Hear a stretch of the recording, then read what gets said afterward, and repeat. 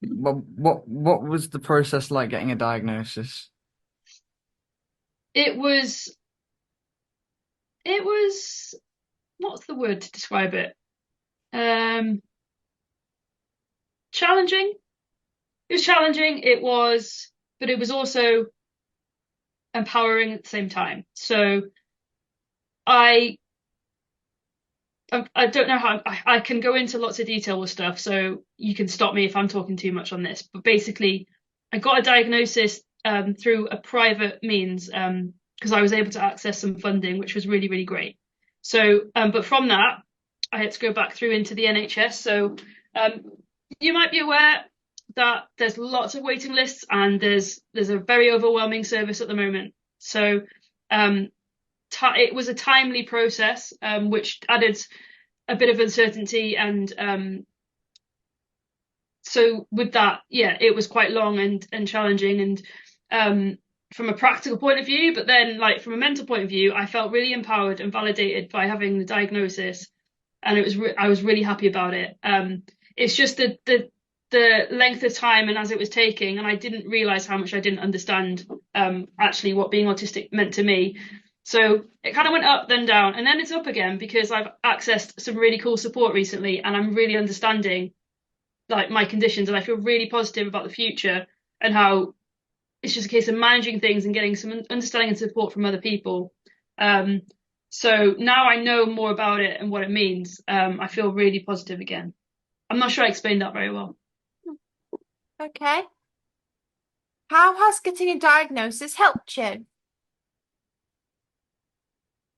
I feel like I understand myself so much more now, and you know why things were happening, why I felt the way that I did. I know what like which kind of directions and paths to follow and which ones to avoid. I can identify that feeling now. So um, just finding environments and people that bring out the best in me. And I just feel like I've got the best way to explain it is so when I got given a diagnosis, it was like, here's a map like that you can now follow. But I wasn't really sure how to read it or where I was. Now I've accessed support. I've got that. I've got that map. I've got the like where I am. I've got the ideas of where I can go and what equipment I might need and who to ask for help. So it's like I was really lost before and didn't understand. I didn't feel like I fit in. But now it's not about that. It's just about knowing who you are and being able to like be comfortable with that, and therefore you can make decisions. So I can make decisions so much better now about what I want to do, what I can't do, and where I can go. It's great. Do you wish you got diagnosed autistic earlier in your life? This is something I've thought about, and I've changed my opinion on this multiple times.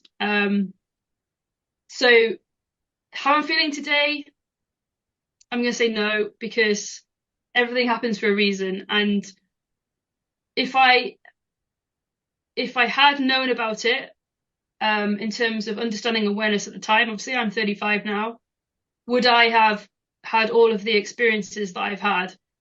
As much as I've had a lot of challenging experiences, would I have had all of those great memories? I'm not sure.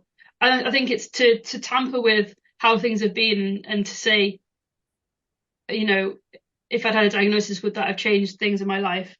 I think everything's happened for a reason, and the right time is now. And um, I just want to look forward and feel good about it now.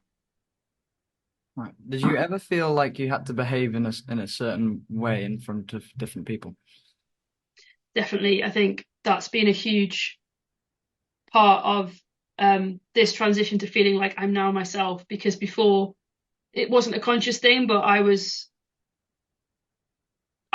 doing behaviors and things that I felt I had to do in order to fit in. Um, and now I'm able to really own who I am and just be myself unapologetically. And that unapologetically word is really important for me. Like, never apologize for who you are. And I was doing that so much. And now, yeah, it's just like, this is me. And these are the things that I might have like hidden away before, but actually I just own it now. So yeah, Sounds to me you were doing a bit of masking, which is very common for girls with autism. They try to mask it. Doesn't yeah. always end well though. As Dr. Seuss once said, why born to fit in when you're born to stand out? Well, exactly. Yeah, you're right with the masking. Now I know so much about it and how much I've been doing it. And it's a process. Because I'm sure there's going to be occasion, even to some of my family that I've not seen, like in probably a year or so since this process. It's almost like that's going to be really hard because I've got to show up in an environment where they've sort of seen how I was before, and now I'm showing more of myself. That's really hard. But you just got to own it, and yeah. Okay. What advice would you would you have for another autistic girl for other autistic girls in sport?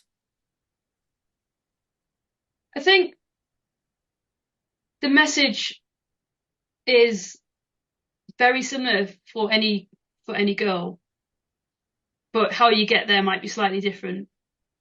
So be yourself unapologetically is really important. I've kind of stolen that from Mary Earps because she has it written on a t-shirt. But also remember, like when you're playing sport, that's what you're there to do. You're there to play sport, and to be able to focus on that and just enjoy it is really, really important. So there's often a lots of noise and stuff going on around us, but if we can just be ourselves and be comfortable being ourselves and not apologize for it and just focus on our game, just play, then I think that's great. And obviously getting there might require certain things, but for me, that's the goal for everyone, to be able to just play and be themselves.